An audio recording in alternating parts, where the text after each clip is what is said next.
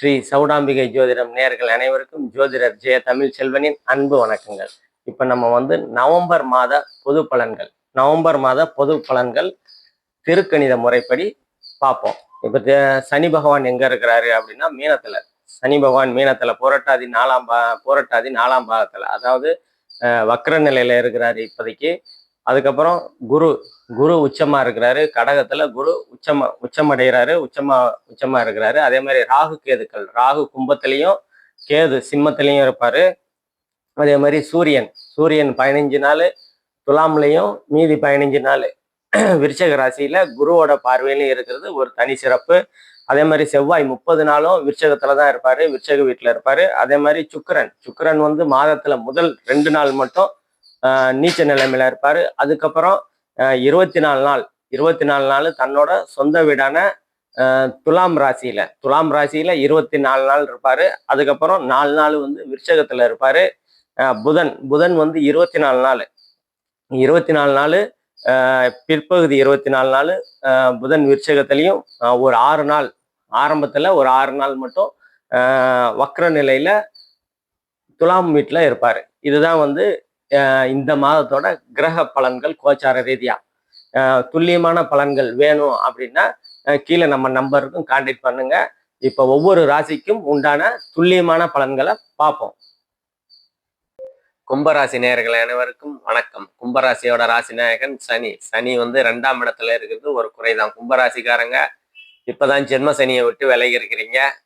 ஆனாலும் என்னடா அப்பாடா அப்படின்னு சொன்னாலும் ராகு வந்துட்டார் உங்க ராசிக்கு. அதனால கொஞ்சம் அதே நிலைமை. ஏன்னா ராகு எங்க இருக்கிறாரோ, நிழல் கிரகங்களாகிய ராகு எந்த வீட்டுல இருக்கிறாங்க அந்த வீட்டு பலனை தான் செய்வார். இப்ப சனி போயிட்டாருனாலும் அந்த சனியோட வேலையை ராகு செய்வார். சனி இருந்த ஜென்ம சனி மாதிரி ராகு உங்களுக்கு அந்த தன்மையை தான் கொடுப்பார்.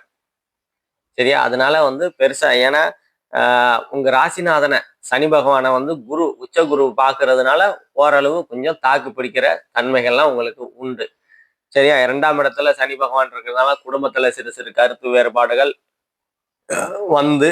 நீங்கக்கூடிய சரியாகக்கூடிய தன்மைகள் உண்டு. யாருக்கும் வாக்கு கொடுக்காதீங்க. ஏன்னா 2ஆம் இடத்துல சனி இருக்கும்போது பொய் பேசுறதுக்கு நிறைய சமாளிக்கிறது, ஏதோ ஒரு விதத்தை சமாளிக்கிறதுக்காக பொய்கள் பேசக்கூடிய அமைப்புகள்லாம் இருக்கும்.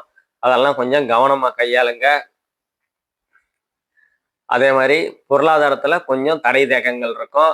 அதையும் கொஞ்சம் இந்த கொஞ்ச காலத்துக்கு அட்ஜஸ்ட் பண்ணி கடந்து போங்க. அதுதான் உங்களுக்கு நன்மையை கொடுக்கும். அதே மாதிரி உங்க 3ஆம் இடத்து சுக்கிரன் பார்க்கறதுனால இளைய சகோதர சகோதரிகள் உதவிகள் கிடைக்கும். அவங்க மூலியமா ஆதாயங்கள் அனுகூலங்கள்லாம் கண்டிப்பா கிடைக்கக்கூடிய தன்மைகள் உங்களுக்கு இந்த காலகட்டத்துல உண்டு. எடுத்துக்கொண்ட முயற்சிகள்லாம் பலிதமாகக்கூடிய தன்மைகள் உண்டு. ஏதாவது ஒரு முயற்சி ரொம்ப நாளாக முயற்சியே எடுக்க மாட்டீங்க, முயற்சியே எடுக்கல அப்படின்னு தான் இந்த காலத்துல ஒரு படி முயற்சி எடுப்பீங்க. அந்த முயற்சி எடுத்து அந்த முயற்சிகள் பலிதமாகக்கூடிய தன்மைகள்லாம் இந்த காலகட்டத்துல உங்களுக்கு கண்டிப்பா உண்டு. அதே மாதிரி 4ஆம் இடத்தை செவ்வாய் பார்ப்பாரு. மங்கள யோகத்தோட இருக்கிற செவ்வாய் தான். அதனால பெரிய குறைகள்லாம் எதுவும் இருக்காது. தாய் வழி உறவுகளால கொஞ்சம் கருத்து வேறுபாடுகள் அது நீங்கக்கூடிய அமைப்புகள் உண்டு. தாய்க்கும் உங்களுக்கும் பிரச்சனைகள், அதாவது பிரச்சனைகள்லாம் சிறு சிறு பிரச்சனைகள் தான், பெருசா. ஏன்னா செவ்வாய் சும்மா குரு பார்வை வாங்காம பாக்குற செவ்வாய் இருந்தா பிரச்சனைகளா கொடுப்பாரு. இது குரு பார்வை வாங்கினதுனால பிரச்சனைகளை கொடுத்து, அது சின்ன பிரச்சனைகளை கொடுத்து அது சரியாகக்கூடிய தன்மைகளையும் கொடுப்பாரு. வெறும் செவ்வாயா இருந்தா சரியாகக்கூடிய தன்மைகளை கொடுக்க மாட்டார். அதே மாதிரி வீடு வாகனம் வாங்கணும்னா கொஞ்சம் யோசனை பண்ணி வாங்குங்க. ஏன்னா 4ஆம் இடம் தான் வீடு வாகனம் வாங்கக்கூடிய சூழல்களை கொடுக்கக்கூடிய இடம். அதுல 1க்கு 2 முறை பார்த்து பத்திரத்தை பார்த்து கொஞ்சம் ஜாக்கிரதையா வாங்கக்கூடிய தன்மைகளை வச்சுக்கோங்க. அதே மாதிரி உங்க 5ஆம் இடம் இயல்பா இருக்கிறதுனால அதிர்ஷ்டம். 5ஆம் இடம் நல்ல எண்ணம், நல்ல சிந்தனைகள், அதிர்ஷ்டத்தை குறிக்கக்கூடிய இடம், காதலை குறிக்கக்கூடிய இடம். அது இயல்பா இருக்கிறதுனால அதிர்ஷ்டம் செயல்படும், காதல் கைகூடும், எண்ணங்கள் நிறைவே, அதாவது நல்ல சிந்தனைகள் உருவாக்கி, ஒரு ஐடியா உருவாக்கி அதன் மூலியமா வருமானங்கள் பெருகக்கூடிய அமைப்புகள்லாம் இந்த காலகட்டத்தில் உங்களுக்கு கண்டிப்பா உண்டு. அதே மாதிரி 6ஆம் இடத்துல இருக்கிற குரு பகவான் சுப கடனை கொடுப்பாரு. சுப விரயங்களை கொடுப்பாரு. ஏன்னா 12ஆம் இடத்தை பார்ப்பாரு. சுப விரயங்களை கொடுப்பாரு. சுப கடன் வாங்குவீங்க. நிறைய சிக்கலை ஒரு 10 இடத்துல கொஞ்சம் கொஞ்சமா வாங்கி வச்சிருப்பீங்க. அவங்க 10 பேரும் வந்து என்னடா எப்ப கொடுப்ப எப்ப கொடுப்பேன்னு கேட்டுட்டே இருப்பாங்கல்ல. அந்த பிச்சல் புடங்கள் இல்லாத ஒரு சுப கடன், ஒரே கடனை வாங்கி எல்லாரையும் அடைச்சிட்டு நிம்மதியா இருக்கலாம் அப்படின்ட்டு ஒரு ஒரு லைஃப் ஸ்மூத்தா அந்த கடன்னால நீங்க தொல்லை அடைய மாட்டீங்க. அந்த மாதிரி கடன் வந்து உங்களுக்கு அமையக்கூடிய அமைப்புகள் கண்டிப்பா உண்டு. அதே மாதிரி 7ஆம் இடத்துல கேது பகவான் இருக்கிறாரு. கணவன் மனைவி ஸ்தானம், கலத்தர ஸ்தானம்னு சொல்லுவோம். கேது பகவான் இருக்கிறதுனால ஒரு சிறு சிறு பிரச்சனைகள், கருத்து வேறுபாடுகள் வந்து விலகக்கூடிய அமைப்புகள் இருக்கும். நண்பர்களுடனான கருத்து வேறுபாடுகள் வந்து விலகக்கூடிய தன்மைகள்லாம் உங்களுக்கு கண்டிப்பா உண்டு. அதே மாதிரி 8ஆம் இடத்துக்கு சனியோட பார்வை இருக்குது.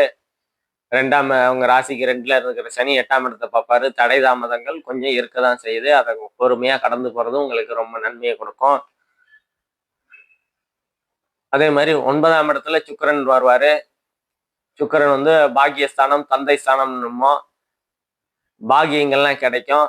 தந்தையோட சொத்து, தந்தை வழி உறவுகளால ஒரு நல்ல ஒரு கருத்து தந்தையோட உறவுகள்ல இருந்த கருத்து வேறுபாடுகள்லாம் நீங்கி சரியாகக்கூடிய தன்மைகள்லாம் இந்த காலகட்டத்துல கண்டிப்பா உண்டு. தந்தை வழி சொத்து கிடைக்கக்கூடிய அமைப்புகள் இந்த காலகட்டத்துல உங்களுக்கு கண்டிப்பா உண்டுங்க. அதே மாதிரி பாக்கியஸ்தானம் சொல்லுவோம். ஏதாவது பதவி உயர்வு, அரசாங்க துறையா இருந்தாலும் சரி, தனியார் துறையா இருந்தாலும் சரி, ஒரு பதவி உயர்வு கிடைக்கக்கூடிய அமைப்புகள் இந்த காலகட்டத்துல உங்களுக்கு கண்டிப்பா உண்டுங்க. அதே மாதிரி 10ஆம் இடத்துல செவ்வாய் இருக்கிறது நல்லதுன்னு சொல்லுவோம். ராசிக்கு 10ஆம் அதிபதி 10ஆம் இடத்துல இருக்கிறாரு. அதாவது தொழில் ஸ்தானாதிபதி தொழில் ஸ்தானத்துல இருக்கிறாரு. இந்த தொழில் இருந்தாலும் குருவோட பார்வையை வாங்கியிருக்கிறாரு. தொழில்கள்ல ஒரு முன்னேற்றம், தொழில்கள்ல ஒரு நல்ல முன்னேற்றம் அடையக்கூடிய அமைப்புகள்லாம் இருக்குது. தொழில்ல தொழில்ல முதலீடு போட வாய்ப்புகள்லாம் இந்த காலகட்டத்துல கண்டிப்பா வரும். கண்டிப்பா வந்து முதலீடுகள் போடுவீங்க. அந்த முதலீடுகள் போட்ட முதலீடுகள் லாபங்கள் ஆகக்கூடிய வாய்ப்புகள்லாம் உங்களுக்கு நல்ல விதமா இருக்குது. அதான் 12ஆம் இடத்துல குரு பார்க்கறதுனால சுப விரயங்கள் ஏற்படும். அதே மாதிரி ஏற்றுமதி இறக்குமதி பிஸ்னஸ் பண்ணிக்கிட்டு இருக்கிறவங்க அவங்களுக்குலாம் நல்ல விதமா இருக்கும். அதே மாதிரி ஓடிக்கொண்டே இருக்கிறது, டிராவல்ஸ் வச்சுக்கிட்டு இருக்கிறவங்க, ஆட்டோ காரு அந்த மாதிரி வச்சு ஓடிக்கொண்டே இருக்கும் தொழில்கள் செய்யறவங்களுக்குலாம் உங்களுக்கு சாதகமான சூழல்கள் வந்து உங்களுக்கு இந்த காலகட்டத்தில் உண்டு. அதே மாதிரி நம்ம இப்ப சொன்னது எல்லாமே பொது பலன்கள் தாங்க. துல்லியமான பலன்கள் வேணும் அப்படின்னா ஜனனகால ஜாதகத்தை வச்சு தசாபுக்தி அமைப்புகளை கணிச்சுதான் உங்க துல்லியமான பலன்களை சொல்ல முடியும். மீதி 70-75% அதுலதான் இருக்குது. துல்லியமான பலன்கள் வேணும் அப்படின்னா கீழே நம்ம நம்பருக்கும் கான்டாக்ட் பண்ணிங்க. நன்றி, வணக்கம்.